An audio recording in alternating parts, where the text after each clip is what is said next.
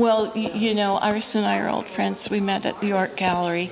I was on staff there, and she was both in the docent and another volunteer program. And we got to know each other sort of through that professional contact.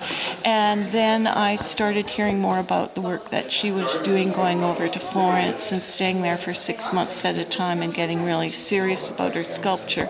And I think it's very, very apparent in the work that we see here tonight, particularly things like Francesca, little figure of a young girl who originally engages us with the sort of the small girl pigtail innocence, and yet as you look a little closer you find that there's a kind of a hidden threat or a sense of unease. And most of her work, I feel, holds this kind of paradox between very formalist, classical, figurative work, but with a twist, often provided by the found materials that she confronts these figures with.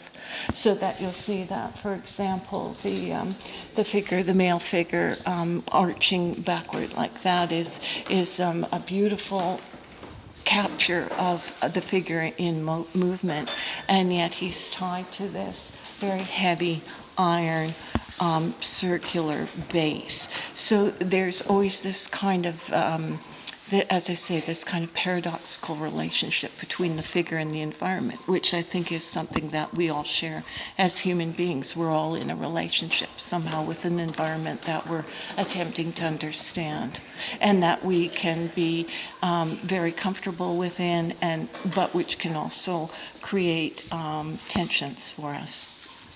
As for my work, this represents the last couple of years of painting in a new format for me, working on mylar, which is just translucent plastic paper, working with acrylic paint. So it's a pretty solid bond. It's plastic on plastic.